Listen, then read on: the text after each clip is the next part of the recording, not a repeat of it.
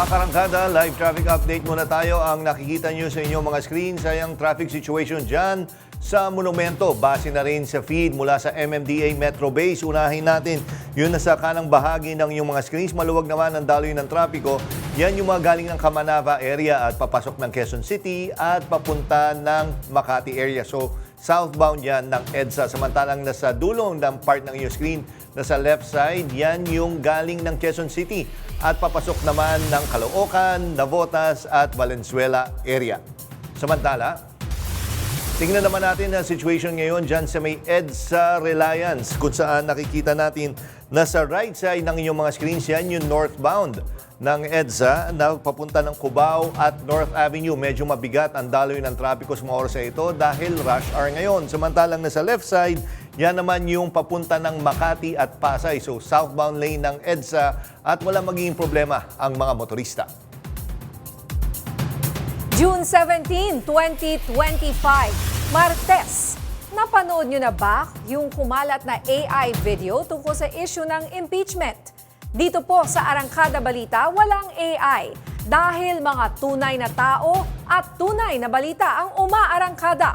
Kasama niyo pa rin kami sa mga kwento ng bayan at lakas ng masa. Ako si Nina Corpus. Bawat komento, pulso ng bayan, importante yan sa amin. Bawat issue, dadaanan natin yan. Kagapay nyo kami sa mga usaping hindi dapat palampasin. Live tayo sa DZMM Radyo Patrol sa East 30, 92.3 FM Radio Manila at lahat ng FMR stations sa buong Pilipinas. Gayon din sa Signal TV, Channel 31. Ako, si Jack Batallones. Ito ang Arangkada Balita. Pangulong Bongbong Marcos nagbabala sa mga ahensya ng gobyerno na hindi ginagawa ang kanilang trabaho. If you're not helping get out of the way, umalis ka na lang dito. Gawin mo yung gusto mong gawin, pero pabayaan mo kami magtrabaho. Dalawang Pinay, kritikal ang lagay matapos masugatan sa missile attack ng Iran sa Israel. Dating Congressman Arnie Teves isinugod sa ospital dahil sa pananakit ng tiyan. Sa pulsa video, utility van na umiwas sa lubak, sinalpok ang kasalubong na kotse. 3 sugatan. At Kyle Echari, karibal daw ni JC Santos kay Bella Padilla. Patay ang isang lalaki matapos makuryente sa Southern Leyte. Sa Samar naman, 3 ang sugatan sa salpukan ng kotse at utility van.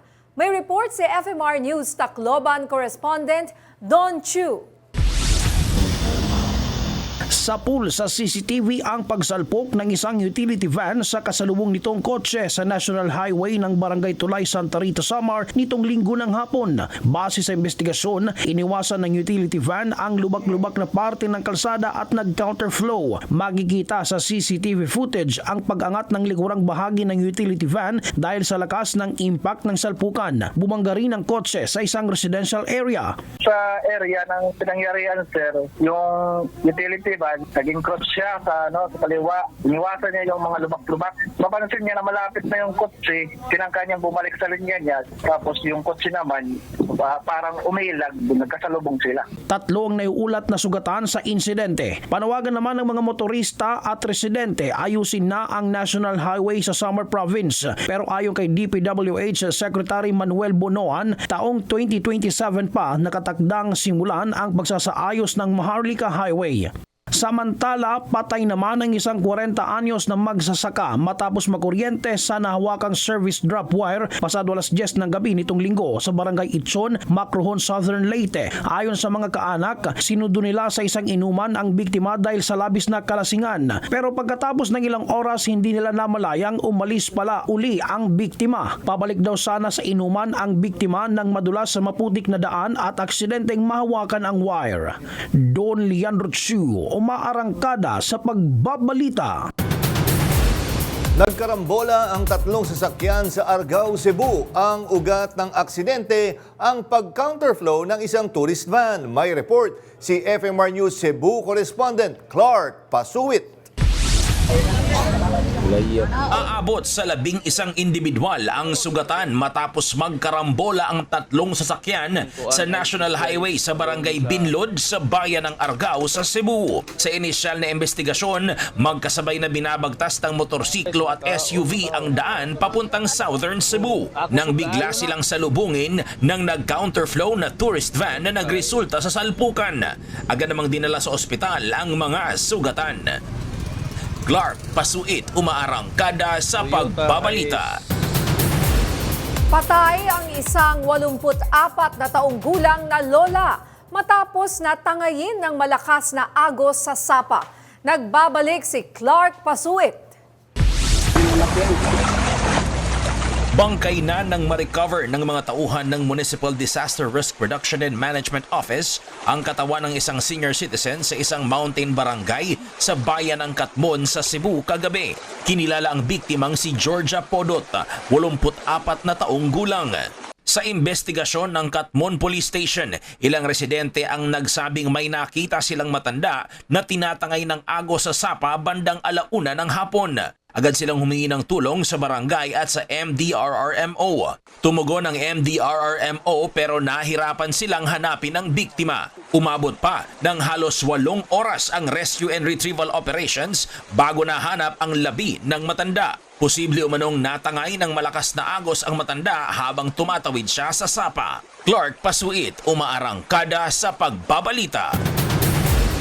2 human rights groups ang kumontra sa hirit na pansamantalang palayain si dating Pangulong Rodrigo Duterte mula sa kustodiya ng International Criminal Court.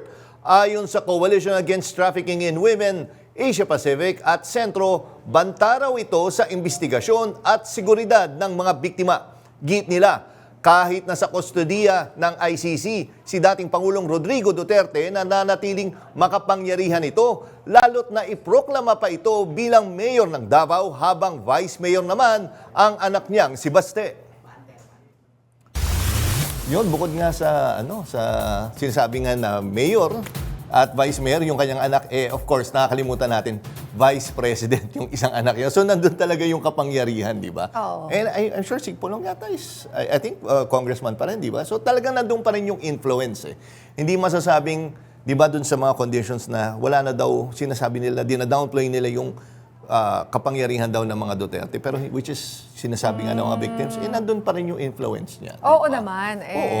Hindi maikakailayan. Kaya talagang malaking concern ito, lalong-lalo na para sa mga pamilya ng mga biktima. Oo, kasi nga, yun nga yung inaano, pag ang laking risk nun kung sakaling bigyan mo ng interim release.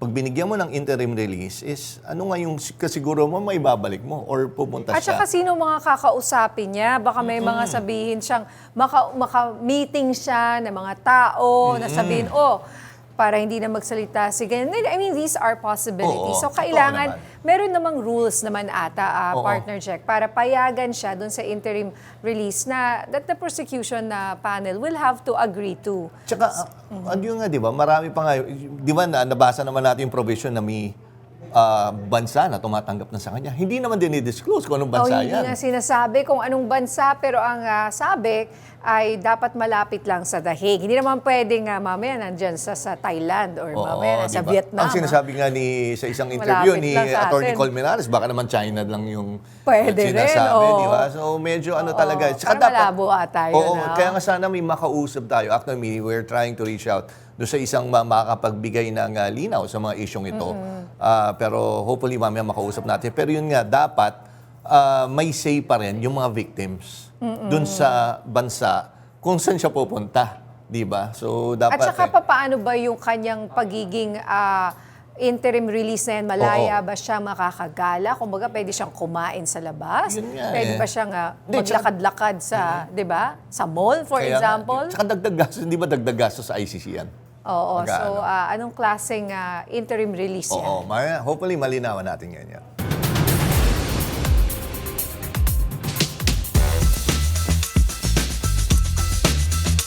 Mainit pa rin, siyempre, ang usapin sa hiling ng kampo ni dating Pangulong Rodrigo Duterte ang pansamantalang paglaya habang nililitis sa International Criminal Court. Pero ayon sa ilang human rights groups at legal experts, delikado ito at maaaring makaapekto sa takbo ng kaso. Makakasama natin mula sa Netherlands via Zoom si Attorney Gilbert Andres. Siya po ang Executive Director ng Center for International Law. Attorney Andres, magandang araw po sa inyo dyan sa Netherlands. Anong oras na po ba dyan? Oh, Nina, it's about 11:40 a.m. right now in the Netherlands. AM po. Okay. So hindi naman PM. Hindi naman namin nagkambala po ang inyong Oo. pagpapahinga. Alright, so thank you for joining us. Attorney, unang tanong, sa legal na perspective, gaano kabigat itong argumento ng kampo ni dating Pangulong Duterte na hindi siya flight risk at matanda na raw siya? May basehan ba ito para sa isang interim release sa ilalim po ng ICC rules? Oo, actually hindi age yung batayan Yung batayan, ang isa po sa mga batayan is whether or not yung interim release ng isang tao ay makaka-adversely affect sa investigation or sa prosecution. Meaning to say, mayroon bang risk sa mga witnesses ng prosecution?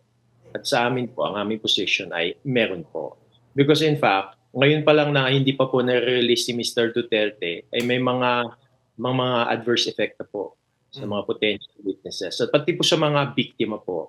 Kasi marami pong mga undue influence po sa kanila, marami pong mga online at in-person harassment po sa kanila. Kaya sa tingin po namin, wala pong batayan para i-grant po yung interim release. Pero attorney, yun nga ang sinasabi, hindi namin alam kung ano talaga yung tunay. Kasi may mga nagsasabi na hindi raw, totoo ba, na hindi aapila yung prosecutors tungkol sa request na to? Siguro ang masasagot ko lang, hintayin po natin yung sagot na official po ng Office of the Prosecutor. Kasi bibigyan naman po sila ng time period ng pre-trial chamber. Kaya hintayin po natin, public naman po yung magiging sagot po nila. Opo. At sabi nga po, pinag-uusapan natin kanina, sabi nga ng ICC chamber, may impluensya at kapangyarihan pa rin itong si dating Pangulong Duterte. Lalo na ngayong nanalong mayor ulit dyan sa Davao City. Kung pagbibigyan po ang kanyang request, ano po ang magiging epekto nito sa integridad ng hearing?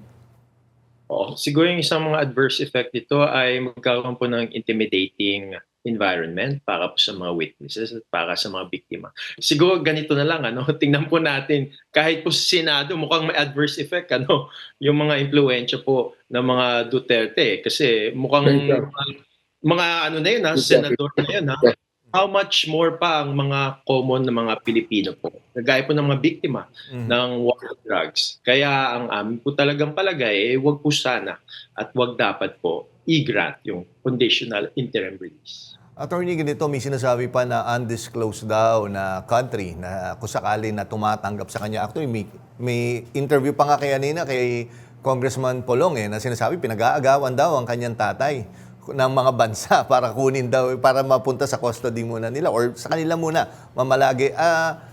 Ano yung mga bansa ito? Paano sila pinipili? Tsaka dapat to, i-disclose to dun sa mga complainants, tama po ba? Kasi pwede silang umapila Agree ako dyan na dapat i-disclose kasi mayroong public interest. Hindi lang po dapat naka-redact po yan. Tsaka ikalawa po, yung pong pag-release po sa bansa nyo ay conditional po yan whether or not mag-accept yung bansa na yan. Pero sa amin po, whether or not mag-accept yung bansa na yan, it's another consideration. Ang mahalaga po talagang malaman, mayroon po bang adverse na effect sa investigation at prosecution, yung release po yan. Yun po talaga dapat ang maitanong po ng pre-trial chamber. At dapat po yan ma-justify po ng defense din po. Sa inyong pag-aaral bilang abogado, may nauna na hubang high-profile case or cases na binigyan ng interim release habang nililitis dyan sa ICC? Pwede ba nating tawagin itong precedent setting kung sakaling aprubahan po ito ng ICC? actually precedent setting siya sa konteksto na talagang may crime, an international crime na na-charge po kay Mr. Duterte. Kasi sa tanang history po ng ICC, wala pa pong na-granta ng interim release po dun sa mga na-charge for an international crime. Ang na-granta lang po ay yung mga na-charge po for offenses against the administration of justice sa Article 70 po. Kaya mukhang dating po ng historical cases po ng ICC, hindi po sila nag-grant talaga ng interim release po. Bagkus po ay mukhang ang kanilang kinikilingan po ay talagang effective administration of justice for an international crime. Kaya antabayanan po natin. Tsaka attorney, tama ho ba yung pagkakaintindi namin ni partner niya is yung interim release ay depende yan kung gaano kabigat yung kasong kinakaharap mo. Tama po ba? Actually, ang presumption nga sa historical cases ng ICC talagang mabigat. Yung mga charges, di ba? Kasi crimes against humanity, genocide, war crimes, at crime of aggression. Kaya talagang mabigat siya. Kaya po kung pag-aaralan po natin yung kanilang case precedents ay wala pa sila talagang nagagranta ng interim release po. Well, there is always a first time, siguro po. No? So it's not impossible that they will grant him this release. Impossible po. Pero Ninya, I hope this is not the first time. Kasi yun nga, we will give the factual context na adverse pong magiging effect. Kasi una, naging mayor na nga, na-elect na nga na mayor si Mr. Duterte. Ikalawa, mayroon pa nga po siyang halos lahat po ng kanyang family members mga high officers of the Republic of the Philippines. Ang isa po ay no less than the Vice President. At nakita na nga natin yung effect ng power at influence ng mga Duterte kahit po sa mga sitting judges po ng Senado. Kaya hindi po malayo na talagang magkaroon po ng undue influence, intimidating environment para po sa mga witnesses at biktima po ng war on drugs ni Mr. Duterte pag ma-release po siya. Going back dun sa question na yung history, sabi niyo wala pa unprecedented, no? Kumbaga, hindi pa nangyayari sa ganitong kalaki ng kaso like crimes against humanity, yung interim release. Pero doon po sa mga sinasabi niyo hindi pa nangyayari, meron bang ka-age si dating Pangulong Duterte? I mean, baka naman siya ang isa sa mga pinakamatanda na nililitis sa history ng ICC. Kasi ilang taon na ba siya? 80 plus. 88 ba? Nag-80 po siya. 80. 80. Okay. Sa tingin ko po, dalawang sagot po dyan. Una, na-certify naman po ng mga medical experts po na-certify po ng ICC nung pagkadating ni Mr. Duterte na sinabi nga na he is fit for trial. Kaya number 2 po, dapat po ang burden of proof ay nasa defense po para ipakita na mayroong changed circumstances that will require the granting of an interim release. Pero ikatatlo po, sa amin po, mukhang wala naman po talagang concrete na mga medical facts that will show na dapat po magkaroon ng interim release para kay Mr. Duterte.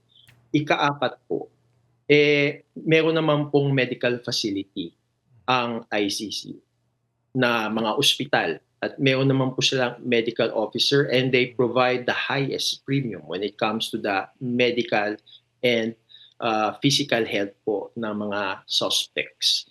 Kaya sa tingin po namin hindi po ito rason para i-grant yung interim release. Kasi dapat naman po isaalang-alang din yung quest for justice ng mga biktima ng war on drugs. Okay, nako, maraming salamat po, Attorney Andres, ulit sa oras na binigay nyo dito sa Arangkada Balita. Again, mabuhay po kayo at ingat kayo, sir. Salamat po. Maraming salamat po. Mabuhay po tayong lahat. Isang veteranong human rights lawyer at IT expert ngayon nasa sentro ng pinakamainit na political trial sa bansa.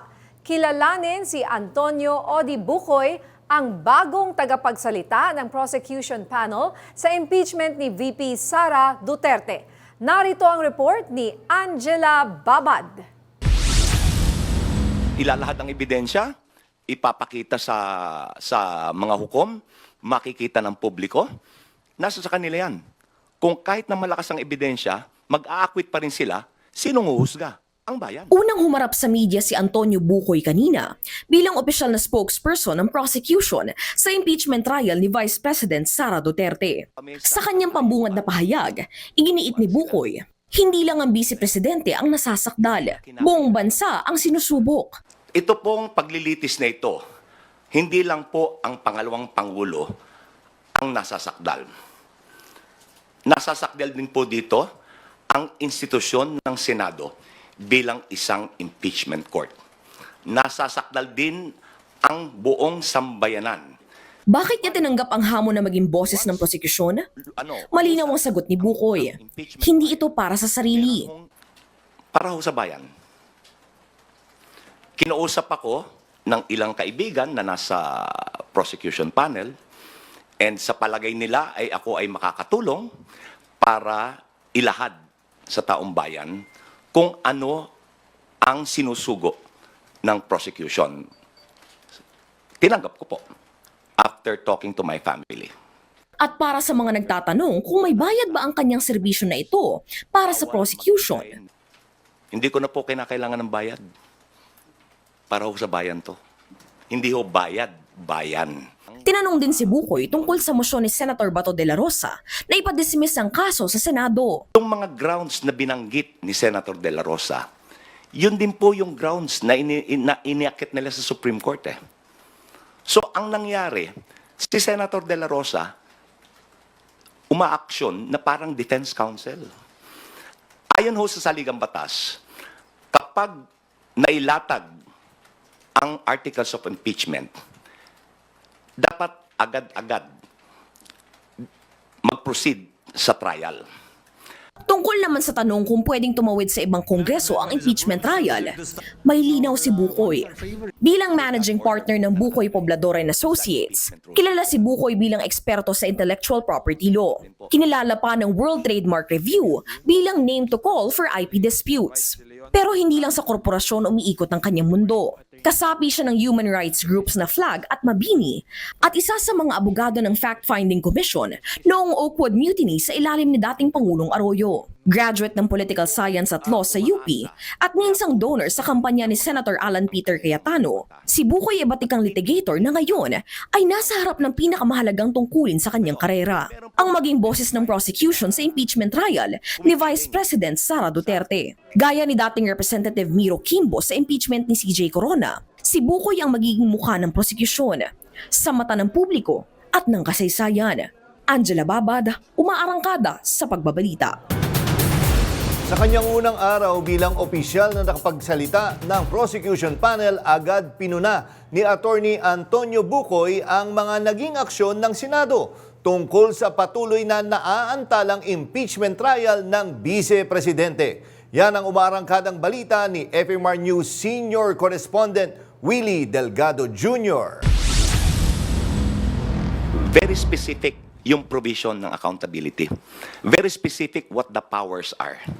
So hindi po pwedeng bardagulan to. Sa kanyang unang pagharap sa media, agad pinuna ni Atty. Bucoy ang tila pagmalabis ni Senate President Chis Escudero na tatayo bilang presiding officer ng impeachment court. Una na dito ang pag-remand ng Senado sa articles of impeachment sa Kamara na aniya ay wala sa konstitusyon. Hindi aniya pwedeng basta na lang gawin ng presiding officer kung ano man ang nais nito sa magiging takbo ng impeachment trial. Ang mga naging actuation and ruling ni Senate President Chis Escudero as the presiding officer of the impeachment court ay wala ho sa saligang batas yan. Kagaya po ng pag-remand. Hindi po ang pag-remand, ibig sabihin, yung lower court should reconsider.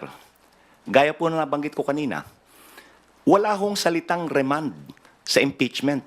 Hindi ho angkop ang remand sa impeachment.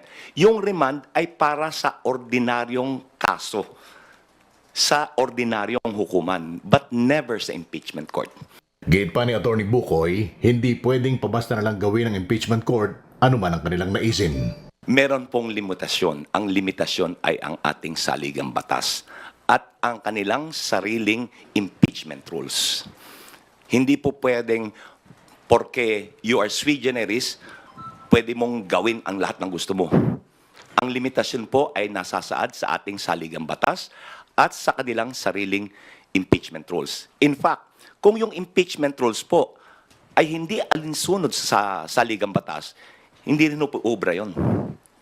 So lalo na, yun sa kanyang statement na kaya niyang gawin, kaya nilang mag-order ng kahit na ano, mali po yun. Dapat alinsunod sa parameters na sinet ng saligang batas. Iginit din ni Atty. Bukoy na kailangang ituloy ang impeachment trial sa 20th Congress. Hindi daw kasi siya naniniwala sa salitang tatawid o crossover mula sa 19th Congress papuntang 20th Congress. Base ito sa wordings ng Korte Suprema sa Pimentel versus Joint Committee na nagsasabing ang paggawa lang ng batas ang natatapos at hindi ang Senado bilang isang institusyon. There's no such thing as crossover. Yun ang sinasabi nila na nagtapos ang 19th Congress. Ang natatapos po ay yung legislative work, yung paggawa ng batas. Yung institusyon ng Kongreso, yung institusyon ng Senado, ay hindi po yan nag-expire. Tuloy-tuloy po yan.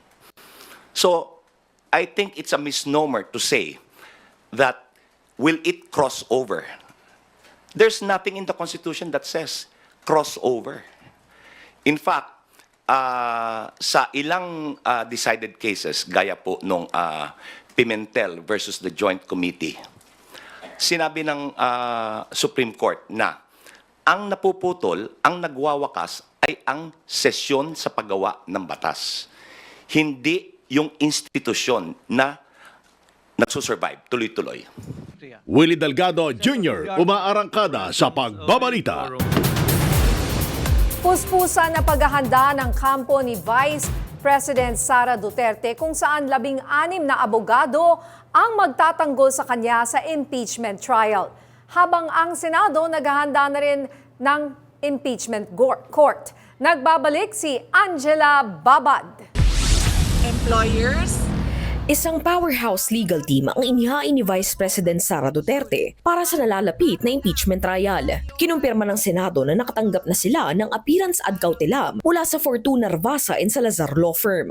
16 na abogado ang pipirmang dadalo tututok sa kaso. Kabilang sa mga bigating pangalan sina Philip Siegfried Fortun, Gregorio Narvasa II at dating OVP spokesperson Reynold Munsayak. Pero habang naghahanda ang kampo ni Duterte, ang Senado naman ay humaharap sa isyu ng integridad. Ayon kay Senate President Chis Escudero, voluntaryo lamang kung pipiliing mag-inhibit ang isang senador mula sa paglilitis. Walang boto, walang pwersahan. Ang pag-recuse, ang pag-inhibit is voluntary on the part of the impeachment court judge. Desisyon yan ng 20th Congress, 20th Senate. Ang posibleng magbago yung desisyon, posibleng pareho pa rin yung desisyon. Again, hindi namin pwedeng i-bind yung 20th Congress Senate kaugnay sa mga pagpapasyang ito. Walang deadline ng pagsisimula ng paglilitis. Pero tinukoy ni Escudero na kailangang magsumite ng compliance ang Kamara. Patunay na nasunod ang constitutional processes sa paghahain ng reklamo. Pero hindi na ito madadala sa mga interview, press release at saka social media post. Kung ano man ang ninanais ng Kamara, dapat sila magsalita in one voice, in unison, sa pamamagitan ng isang pleading na isasubmit sa impeachment court. Sa gitna ng mga puna, nanindigan si Escudero. Walang limitasyon ng impeachment court sa mga galaw nito. At tanging Korte Suprema ang maaaring umusig kung tama o mali ang proseso. Iisa lamang naman talaga masusunod, ang Korte Suprema. Kung wala pang sinasabi ang Korte Suprema, malayang pwede mag-isip sino man kung ito ba'y tama o mali. Pero once nagpasa ang Korte Suprema, iyon ang dapat nating lahat sundan. Habang naghihintay ang taong bayan ng pag-usad ng kaso, malinaw ang tanong, sa impeachment court, alin ang mas matimbang, ang batas o ang pagkakaibigan sa politika? Sa ngayon, July pa inaasahang uusad ang impeachment trial. Pero sa dami ng tanong sa korte, tila hindi lang si VP Sara ang nasusubok, kundi pati ang tapang at katapatan sa konstitusyon ng bawat senador. Angela Babad, umaarangkada sa pagbabalita. Makakausap natin live via Zoom si House Deputy Speaker at Manila 6th District Representative Benny Abante. Magandang gabi po, Congressman Abante. Welcome po ulit sa Arangkada Balita. Jack Batallones po at Nina Corpus. Magandang gabi. Magandang gabi sa inyo lahat, Jack at Nina. Magandang gabi sa inyo. Congressman, unang tanong siguro, no, nakita nyo, nilabas na nila yung 16 na pangalan, no, yung magiging abogado po na magtatanggol kay Vice President Sara Duterte. Ano po yung nakikita nyo dito? Show of force ba to or parang insecurity na rin? Akala ko ba walang pera ang mga Duterte? Hindi ko alam bakit sila nakakapag-afford ng magagaling ng mga abogado. Oo nga. 16 pa yan, no? 16 pa. Siguro medyo kinakabahan din sila sapagkat sa amin pong pag-iimbestiga ng TRICOM at Quadcom. Sa TRICOM po, ako kasi ang senior vice chair ng Good Government. At doon naman sa Quadcom, isa ako sa mga chairman doon. Very airtight po ang aming mga ebidensya na kalap. Dapat lamang talagang sagutin yan. Kaya ako, hindi ko alam bakit pumayag sila. Pati mga magaling na abogadong tulad ni Chis Escudero at ni Alan Peter Cayetano, mga abogado yung magaganyan. Pero the fact that they remanded the articles of impeachment to the House of Representatives, bakit? Hindi ba yan pinag-aralan ng House? Pinag-aralan po yan. Hindi naman pwedeng ibigay sa kanila yan na hindi talaga pinag-aralan po ng House yan. May ilan pong nagsasabi na overkill itong 16 o 16 na lawyers po. Ano po sa tingin po ninyo dito po sa pananaw na ito? Talagang overkill yan. Kahit po nung impeachment ni Corona, wala namang 16 na abogado. Talagang overkill po yung nangyari niya. Sobra naman yung abogado. Ano ang talagang kanilang ipapaliwanag dyan? Magkakaisa ba sila o baka mamaya mag-away-away din sila dyan? Oo nga po. Congressman, no, mabalik ko lang yung kanina yung point mo nga na niremand yung articles of impeachment. At bilang miyembro ng 19th Congress, personally po, ano yung reaction mo na parang ang sinasabi is kailangan i-certify nyo na naayon sa saligang batas. So yun nga, yung parang dumarating, ang dating nun is hindi nyo pinag-aralan yung pagpasa ng articles of impeachment. Tama yung sinabi ni Attorney Bukoy na wala naman yan. Ako, sinasabi ko na nung isang linggo pa na wala sa Constitution natin na i-remand ng Senado ang articles of impeachment sa House. No? Wala po yun eh. Dapat yan, nakalagay sa Constitution, pag yan isinabit na ng House, articles of impeachment na yan, dapat ituloy na yan. Yun ang ibig sabihin ng forthwith. Dapat ituloy na ang prosecution ng impeachment sapagkat sila na itinalaga na impeachment court. Sila po yung nagsumumpa na impeachment court sila Oo. Sana nung hindi pa sila impeachment court, kinwestiyon na muna nila yan. But the fact that they have already taken an oath to be an impeachment court, hindi na po nila pwede pang gawin yan, no? Samantalang gumagawa sila ng bagay na wala sa ating saligang batas. Parang dinidribble po nila yung kaso niyan. Ginagawa nilang kalokohan yan. Nakikita naman po ng taong bayan na ano ba ito? Ito ba ay tunay na ayon sa ebidensya?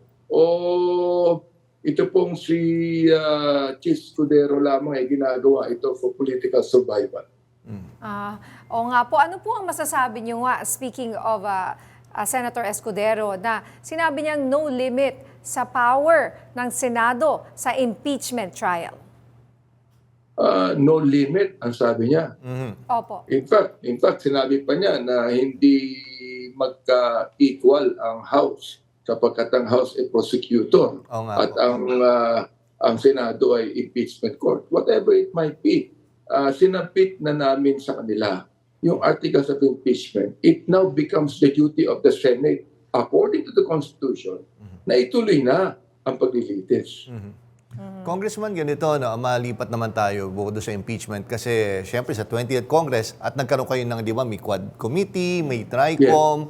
Paano nyo masisiguro na hindi masasayang yung naging investigation nyo at ito ay pupunta rin sa 20th Congress at magkakaroon talaga ng mga batas na kumbaga panggagalingan yung mga investigation nyo?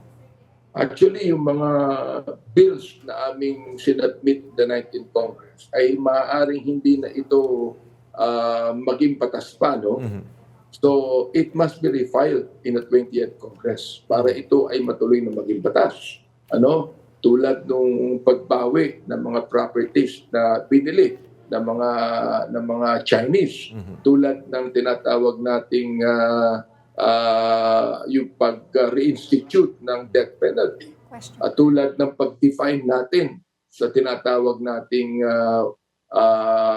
yung bang killings, ano ba talaga ang definition ng tinatawag nating EJK, ano? Hindi na po siguro magiging patas to sapagkat tapos ng session.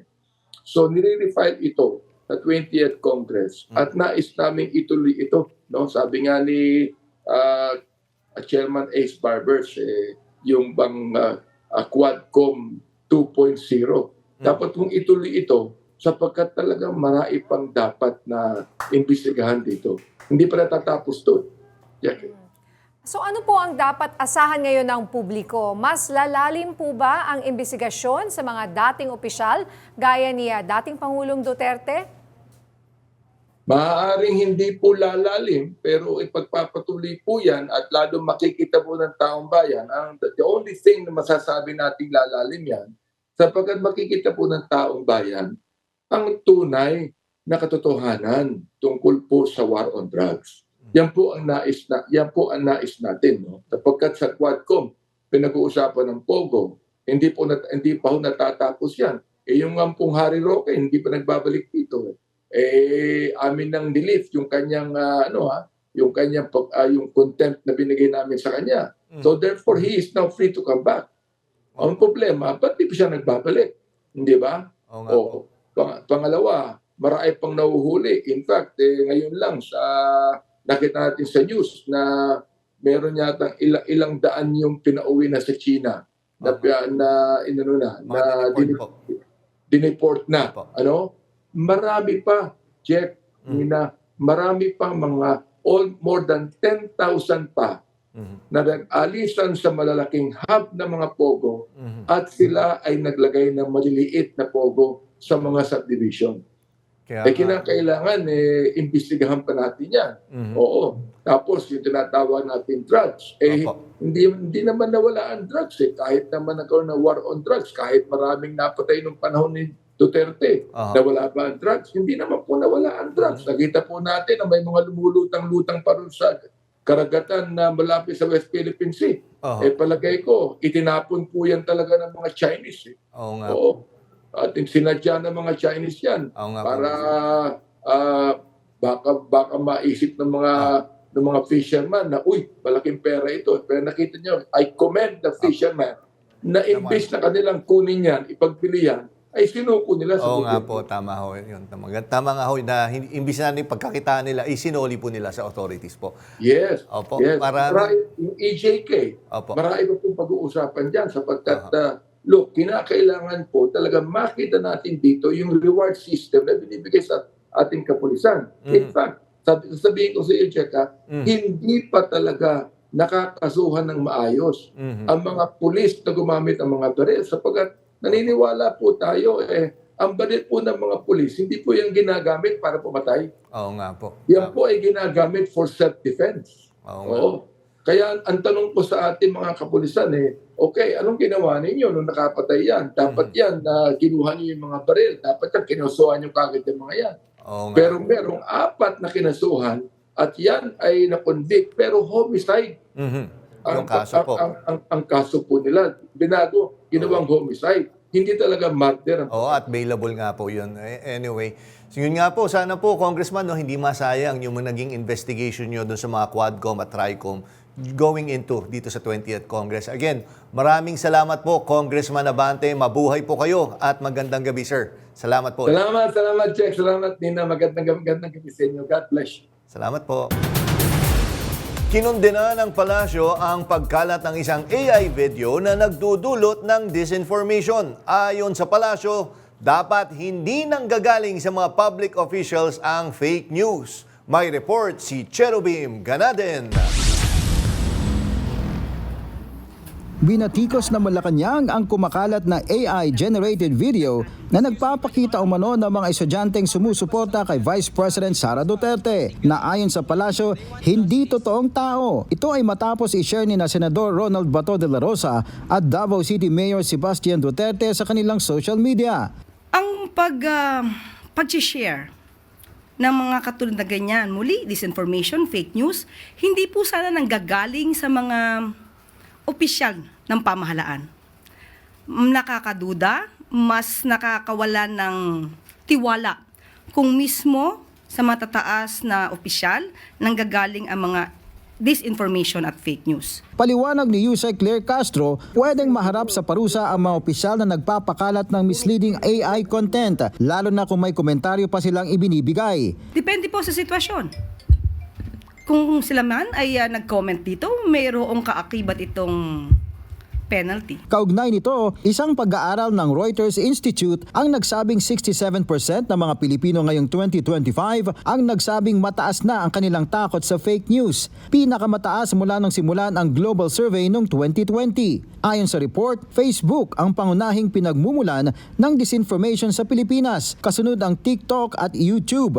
At habang dumarami ang gumagamit ng AI chatbots, halos kalahati pa rin ng Pilipino ang mas gustong panoorin ang balita kaysa basahin ito. Hindi po maganda kasi po nagseset po siya ng president na maglalabas po kayo ng impormasyon tungkol gamit ang peking paraan po. Kaya panawagan ng mga eksperto, maging mapanuri, huwag basta-basta mag-share at kilalanin kung alin ang gawa-gawa at alin ang galing sa lehitimong source. Sino magsasabing legit at hindi legit na issue? Kung ito ay galing sa isang fake news or AI generated, so hindi tayo pwede magsabi na ito ay lehitimo o ilehitimo ang issue. Cherubim Ganaden, umaarangkada sa pagbabalita. Sa aming pagbabalik, 10 paliparan sa bansa, target na isailalim sa public-private partnership. Marami pang mainit na balita sa pagbabalik ng Arangkada Balita. I think for me, it's very alarming. Even our Senator De La Rosa ay napaniwala sa video na iyon. Maging mapanuri tayo sa mga nakikita or napapanood natin. Hindi dapat tayo maging mapaniwala or maniwala agad sa kung ano yung nakikita natin sa social media. Hindi po maganda kasi po nagseset po siya ng president na maglalabas po kayo ng impormasyon tungkol gamit ang peking paraan po.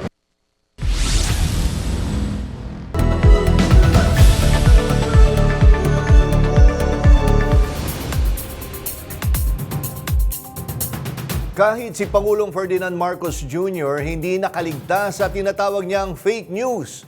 Pero hindi sa social media, kundi sa mga dokumentong galing mismo sa mga opisyal ng gobyerno. Nagbabalik si Cherubim Ganaden. Sa sariling podcast na BBM Podcast Episode 2, ibinunyag ng Pangulo na ilang ulat ng mga proyekto ng gobyerno ay mali, peke at tila sinadya. It's very different to receive, makatanggap ka ng report na sasabihin, natapos namin yung project, ganito yung ginastos namin, may picture na maganda. Pero pag pinuntahan mo, iba talaga. Kaya raw hindi sapat ang papel at litrato, kailangang puntahan mismo ang proyekto para makita kung may saysay ba ang ginastos na pondo. Ayon kay Marcos, ilang opisyal na rin ang tinanggal niya. Tahimik lang, walang press release. If you're not helping, get out of the way. Okay? Kung di mo kami tutulungan, basta umalis ka na lang dito. Gawin mo yung gusto mong gawin, pero pabayaan mo kami magtrabaho. Para kay Marcos, hindi personalan, hindi raw sapat na kaibigan kanya kung palpak ang trabaho mo. Kahit kaibigan kita, mahal kita at lahat, pero hindi mo nagagawa yung trabaho eh. Hindi naman ito tungkol sa pagkakaibigan ng pagmamahal natin sa isa't isa kung hindi para sa serbisyo para sa tao. Matatandaang noong Mayo, inatasan ng Pangulo ang lahat ng miyembro ng gabinete na maghain ng courtesy resignation para matimbang kung sino ang dapat manatili at kung sino ang kailangan ng palitan. Cherubim Ganaden, umaarangkada sa pagbabalita. Opisyal nang sumapi ang dalawang kongresista at isang gobernador sa Lakas CMD, ang pinakamalaking political party sa bansa. Sa pangunguna ni Speaker Ferdinand Martin Romualdez, nanumpa sina Davao de Oro 2nd District Representative Jong Zeniza, Valenzuela 2nd District Representative Gerald Galang at Davao de Oro Governor Raul Mabanglo. Dahil dito umabot na sa 110 ang miyembro ng Lakas CMD sa mababang kapulungan habang 16 na ang mga kasaping gobernador. Nagpahayag si Speaker Martin Romualdez ng pasasalamat at sinabing patuloy nitong pinalalakas ang suporta para sa mga programa ni Pangulong Ferdinand Marcos Jr. at sa Bagong Pilipinas Roadmap. Kasunod ito ng pagsali rin ng 5 iba pang kongresista mula sa iba't ibang partido at distrito. Ayon kay Deputy Speaker David Suarez, umaabot na sa 285 ang bilang ng mga mambabatas na sumusuporta kay Speaker Romualdez, sapat para sa isang supermajority sa nalalapit na 20th Congress. Pansamantalang naantala ang operasyon ng MRT-3 kaninang umaga. Pasado alas 7:30 kanina nang may masunog na kawad sa poste sa pagitan ng Cubao at Santolan Station southbound. Bilang pag-iingat, pinahinto muna ang lahat ng tren ng MRT sa pinakamalapit na station platforms. Agad nagpadala ng maintenance team sa lugar ang MRT para maayos ang problema.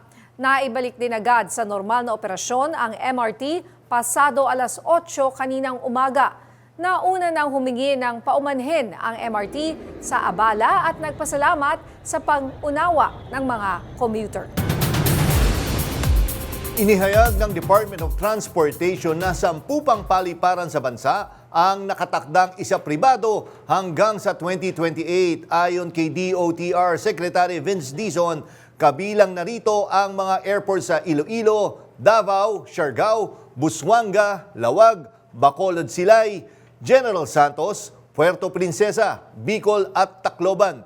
Dagdag ni Dizon, dapat pagtuunan ng pansin ng pamahalaan na magkaroon ng airstrip sa maraming lugar para sa logistics, emergency at disaster relief.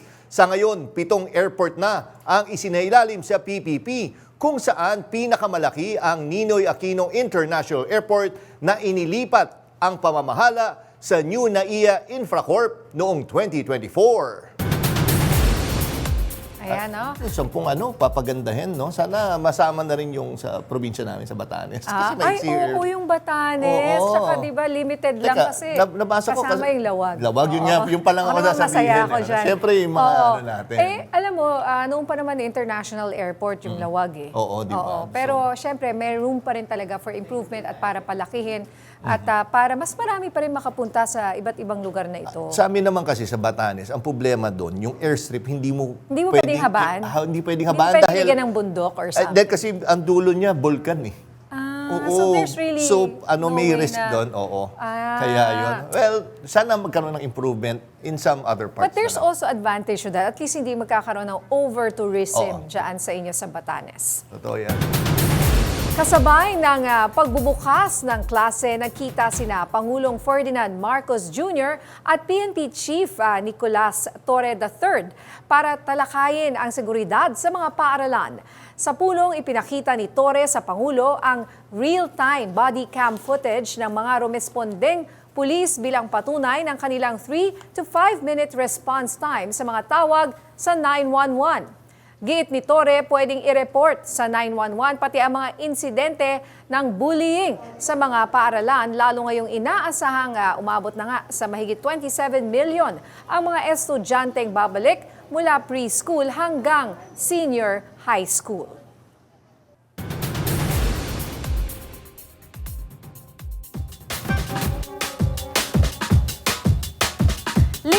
Minuto. Ganyan kabilis rumesponde ang pulis ayon sa bagong sistema ng PNP.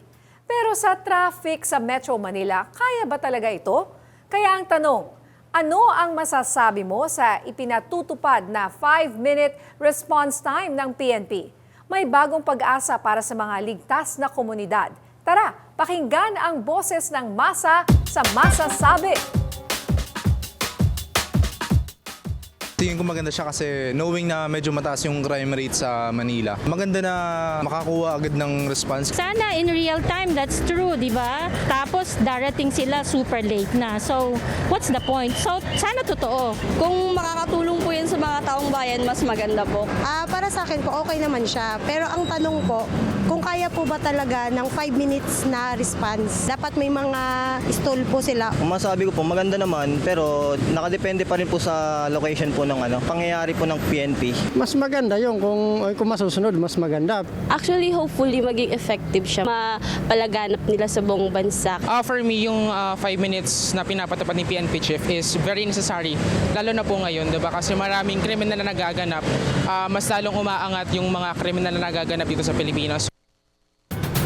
At kaugnay nga ng balitang yan, makakusap natin sa linya ng telepono si PNP spokesperson, Police Brigadier General Jean Fajardo, para pag-usapan nga itong 5-minute response. Magandang gabi po, General Fajardo. Welcome po ulit sa Kada Balita, Jack Batallones po at Nina Corpus. Magandang gabi, Sir Jack, Ma'am Nina, at sa lahat po na nakikinig sa inyong at nanonood sa inyong programa, magandang gabi po. Yes, General, unang-una, considering sa traffic dito sa Metro Manila, talagang achievable ba talaga itong 5-minute response? Yes, Sir Jack, at very encouraging yung mga naririnig po nating feedback sa ating mga kababayan dahil matagal na po natin ito talagang sinusubukan na ma-implement po at with the assumption po ni General Torre na alam naman po natin na isa sa mga unang-unang tumugon dito sa ating hamon na 5-minute response nung siya po ay District Director ng Quezon City. So tuloy-tuloy po, Sir, Ma'am, yung ginagawa po nating CIMEX to really meet yung ating 5-minute response na pangako. At ito naman po, din naman ang gusto ng ating mga kababayan, bagamat nabanggit kanina ni Sir Jack na marami tayong factors din i-consider, kasama na nga rin po dyan yung traffic, especially dito sa Metro Manila. Kaya naman po, isa po yan sa naging dahilan kung bakit isa doon sa mga decision points po ng ating Chief PNP ay isa ka po natin yung ating mga maliliit na mga police community precincts, yung ating mga police boxes. Instead ay ilagay natin sa mga kalsada yung ating mga pulis, isakay sa mga mobile at lagyan ng mga radyo itong ating mga pulis at mga mobile para kapag may tumawag po doon sa mga ating 911 hotline at yun mismo habang nagpapatrol po sila ay makikita kaagad sila ng ating mga kababayan para makaresponde po ng mabilis. Okay, napakaganda po talagang pakinggan at lahat kami nagtatanong kahit na sabihin nyo na dadamihan yung mga pulis na nandyan or magkakaroon ng mas maraming pulis na on the ground or yung police visibility. Oo. Totoo po ba? Parang hindi ako makapaniwala eh. Totoo, 3 to 5 minute response time, General? Yes, Ma'am Nina, meron na po tayong mga live demo, Ma'am, na ginawa. Siguro, Ma'am, itong mga darating na araw, Ma'am, iimbitahan natin mismo yung ating Chief PNP para pumasyal po dyan sa inyong studio para magkaroon din po tayo ng live demo para makita nyo po rin kayo mismo, Ma'am. Mamili po kayo ng anumang lugar dyan sa area po ng Quezon City para kayo mismo, Ma'am, ang maka-experience po ng pinabilis po na responde po ng kapulisan natin. At saan po mga lugar ito gagawin? Metro Manila lang ba o even outside of Metro Manila? Even outside Metro Manila, Ma'am Nina, ay pinatutupad na po natin itong 5-minute response. In fact, Ma'am, ngayon nga lang pong hapon ay kami po mismo sa Region 3 ay nagsa-CIMEX po tayo at pinakikita natin sa ating kababayan. Itong gusto po ng ating Pangulo na i-implement po yung 5-minute response ay hindi lamang po limited sa National Capital Region, kundi even as far as Visayas and Mindanao, lalong-lalo na po yung mga major cities po ay talagang i-implement po natin yan para siguraduhin po na itong ating mas pinabilis na responde ay hindi lamang po sa mga kababayan nating nakatira sa NCR ang makaka-experience po nito. May follow-up question lang ako kasi talagang excited ako sa 3 to 5 minutes. Actually, dati nyo pa nga sinasabi, dati nga 3 minutes lang Ngayon nga, humaba pa ng konti ng 5 minutes. Pero kasama rin po dito, no? Sabi nyo dati, if I'm not mistaken, kahit na kunyari nagbanggaan, may nagbanggaan or simpleng aksidente, ng kotse sa gitna ng kalsada. Kasama po dito, no? Sa 5-minute na pwedeng itawag dyan. Yes, ma'am. Kasama po lahat yan. Any incident tama na po yung traffic accidents po, ma'am. In fact, ma'am Nina, kung titingnan po natin, ma'am, yung statistics po natin na pumapasok po na mga tawag po sa ating 911 hotline po ay majority ng ating mga tawag sa 911 involved po traffic accidents po. Okay. So maganda. nga eh. So tama pagkakaintindi ko dito, General, no? Kumbaga, dadagdagan nyo yung foot patrols. Kumbaga, nandun na sila, wala na sila sa isang istasyon or mga PCP, community precinct. Kumbaga, nag-iikot sila. Kumbaga, sa term nga sa mga dating mga relief goods, naka-preposition. So, naka-preposition na yung mga pulis. Tama po ba? Preposition. Para mabilis Yes, ang Sir responde. Jeff, may pina-identify na po natin yung ating mga commanders po ng mga tinatawag po nating mga fixed visibility points. Ito po yung areas na mga high volume traffic po natin na any single time po ay may mga tao dyan.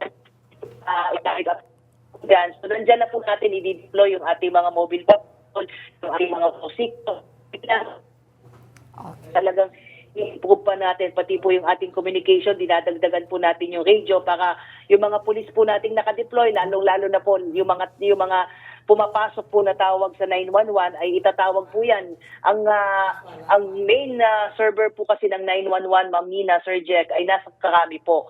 So kung let's say kayo din po ay taga-probinsya at kailangan nyo pong humingi ng tulong, yung ating pong national hub po dito sa Karami po ay po pwede pong tumawag yan as far as Visayas and Mindanao at i-report po at re-responde po yung mga kapulisan po natin na malapit po sa area kung saan itinawag po yung ng ating kababayan.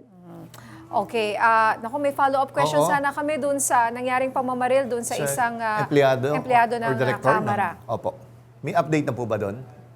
Yes, ma'am, sir. Meron na po tayong magandang lead po na sinusundan po dyan at yung ating pong QCPD ay nag-update na rin po sa ating GPNP. Meron na rin po tayong mga persons of interest dyan at meron na po tayong tinututukan dyan. But hihingi po paumanhin, hindi po ako makapagbigay ng specific details po para hindi po makompromise yung ongoing investigation po.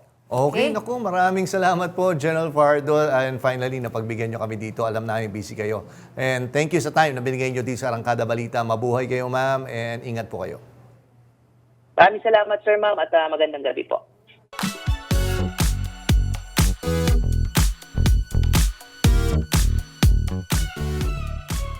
Bibida ang aktor na si Kyle Echari para sa upcoming romantic film na 100 Awit para kay Estela.